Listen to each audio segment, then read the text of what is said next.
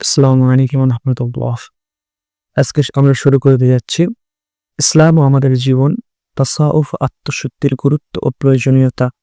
সাইফুল ইসলাম আল্লামা justice তাকি উসমানী দামাত বরকতুল্লাহ আলিয়া বইটি অনুদিত করেছেন।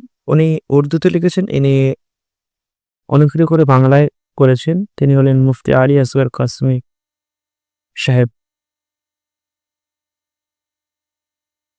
আজকের শুরু করা যাক। আজকে আমাদের ফাদিফ হলো তাসাউফের হাকিকত ও তার দাবি সমূহ। তো বিসমিল্লাহ আউযু বিল্লাহি মিনাশ শাইতানির রাজিম। বিসমিল্লাহির রহমানির রহিম। قد أفلح المؤمنون الذين هم في صلاتهم خاشعون والذين هم عن اللغو معرضون والذين هم لزكاة فاعلون والذين هم لفروجهم حافظون إلا على أزواجهم أو ما ملكت أيمانهم فإنهم غير معلومين। সম্মানিত প্রিয় ভাইগণ,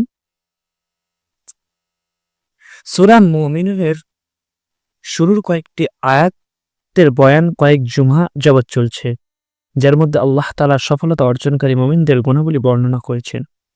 এর মধ্যে থেকে চতুর্থ আয়াতে মধ্যে একটা গুণ এটা বর্ণনা করেছেন যে সফলতা অর্জনকারী মুমিন তিনি যিনি যাকাতের উপরে আমল করে।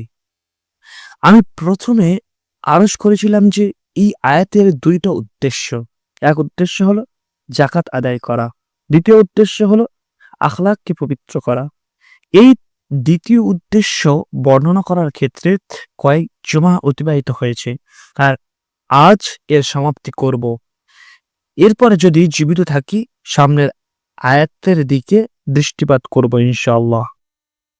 জাস্টিস আল্লামা তাকি উসমানী সাহেব রহমতুল্লাহ আলাই তিনি বলছেন যে তিনি কয়েকটা জুমার খুতবায়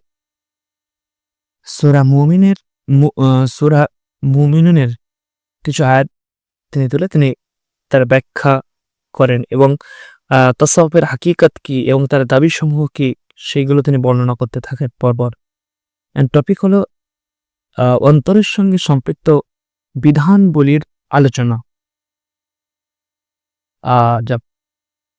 যাক শুরু করি।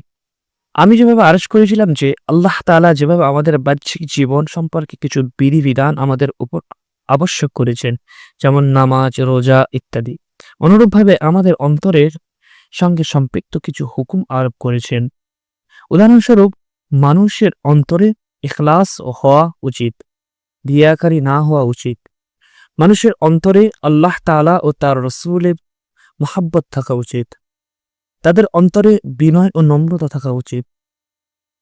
অন্তরের অহংকার না থাকা উচিত। যখন ধৈর্য ধারণের সময় আসে তখন ধৈর্য ধারণ করা উচিত।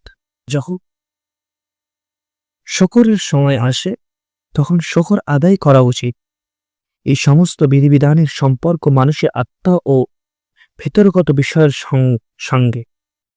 অথবা আল্লামা জাস্টিস তাকি উসমানী সাহেব রহমতুল্লাহ আলাই তিনি বলছেন যে আরেকটি পয়েন্ট রেখেছেন যে অন্তরের সঙ্গে সম্পৃক্ত হারাম কাজ, সেগুলো কি হচ্ছে ইনশাআল্লাহ।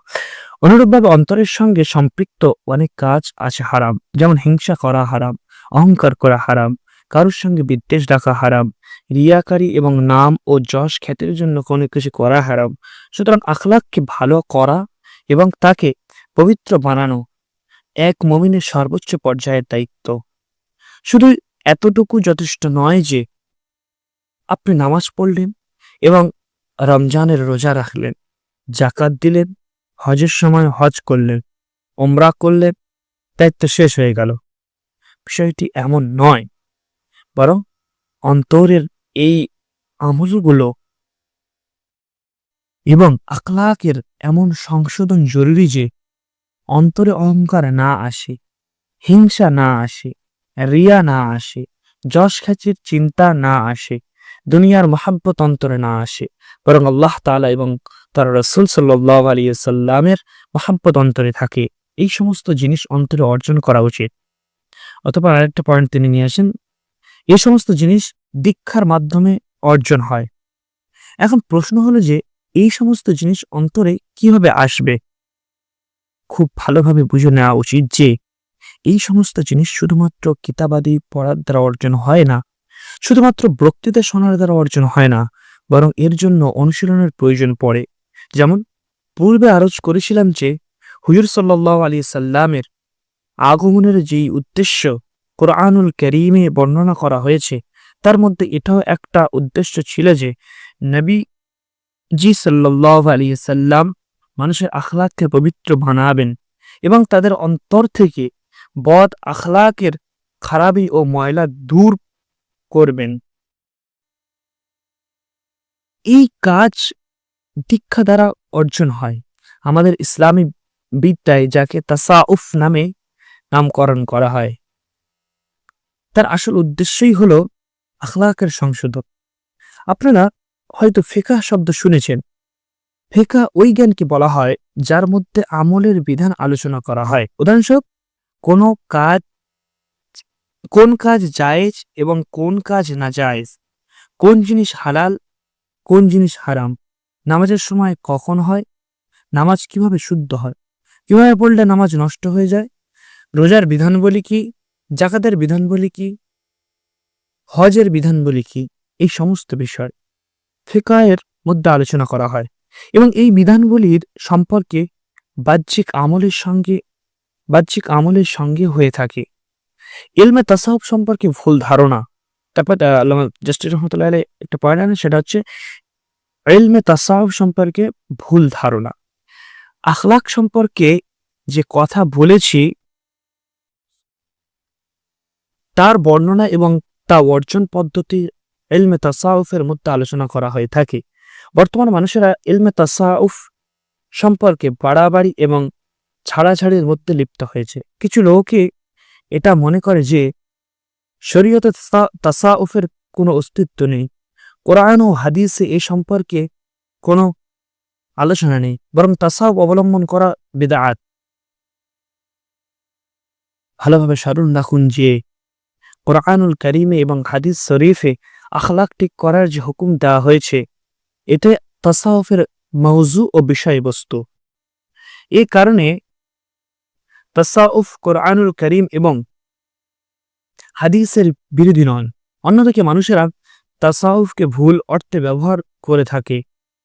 তাদের নিকট এর অর্থ হলো মুরাকাবা করা, কাশফ হাসিল করা, ইলহাম হওয়া, স্বপ্ন এবং তার ব্যাখ্যা অর্জন হওয়া, কারামত অর্জন হওয়া ইত্যাদি।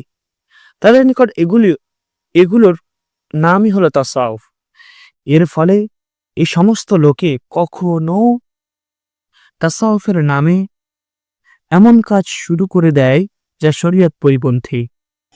Thank you so much for your watching and continue with us next episode coming soon.